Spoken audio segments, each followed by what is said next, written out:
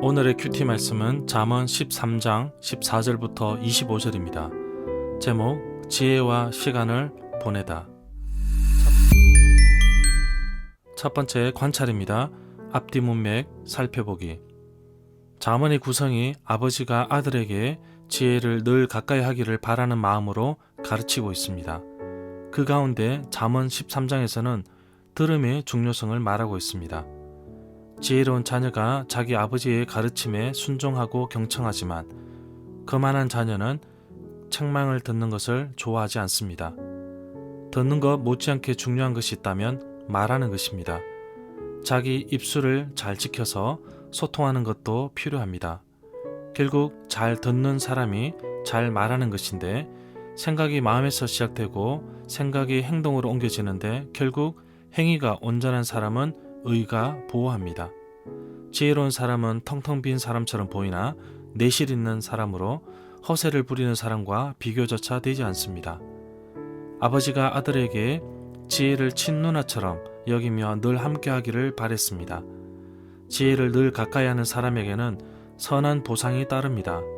지혜가 하나님 말씀에서 나오기에 하나님 말씀에 순종하면 다른 사람에게는 선한 영향력을 줄 수 있으며 결국 이 사람은 의인에게 주시는 축복을 누릴 수 있는 것입니다.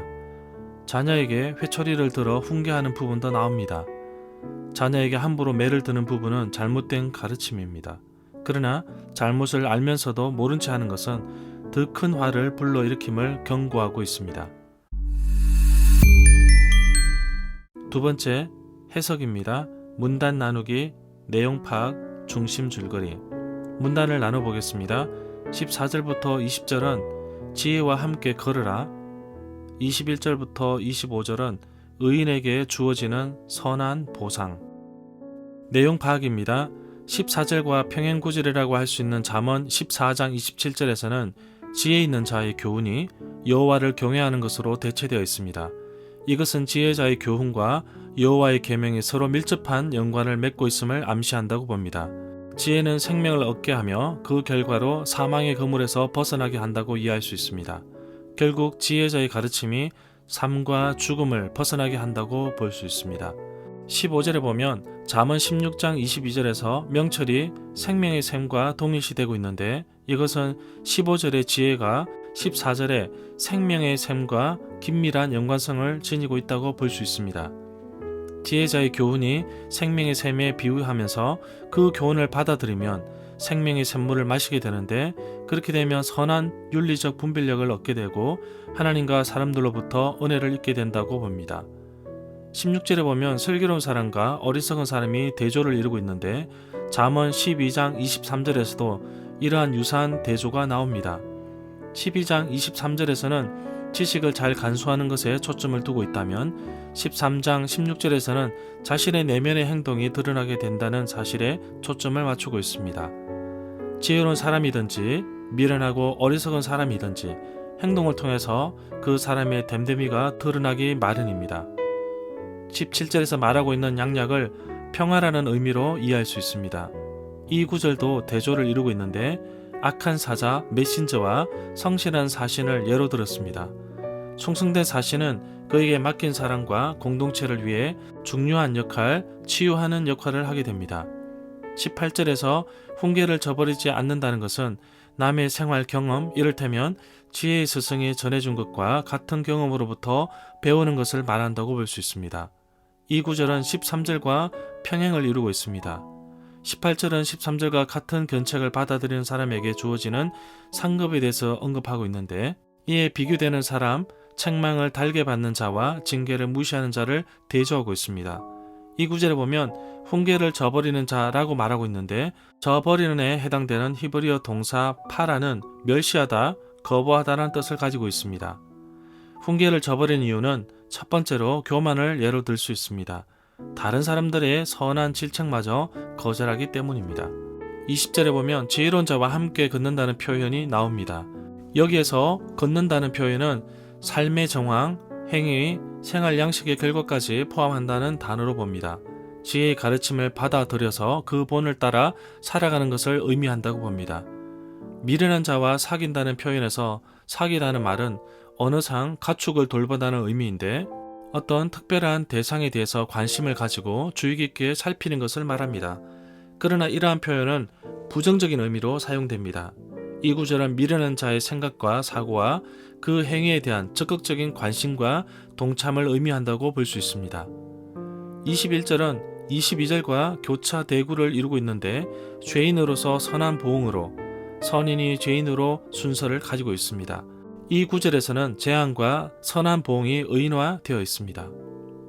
악인이 다른 사람에게 가했던 재앙이 도리어 자신에게 임하고, 의인이 다른 사람들에게 베풀었던 선한 보응이 역시 자기 자신 의인에게 임한다는 내용입니다.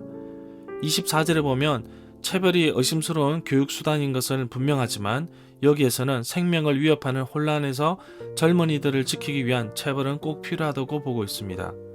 참고할 구절은 잠언 23장 13절부터 14절입니다. 이 구절에서 매를 아끼는 자이라고 하였는데 만약 내가 내 자손을 훈계하지 않는다면으로 바꾸어 이해할 수도 있습니다. 자녀들을 진정으로 사랑하는 부모라면 자녀의 잘못된 죄악을 바로잡는 것이 당연한 가르침으로 봅니다. 단호하지만 강력한 징계가 일찌감치 바로잡을 수 있기 때문입니다. 성경적인 양육법의 기초는 바로 사랑입니다. 그 사랑은 엄한 징계를 수반합니다. 히브리서 12장 6절에서도 주께서 사랑하는 자를 징계하신다고 말씀하고 있습니다. 핵심 내용과 중심 줄거리는 네이버 블로그에 올려져 있습니다. 세 번째, 적용입니다. 내게 주시는 교훈. 지혜를 가까이 하는 사람에게 주어지는 축복이 너무나도 많습니다.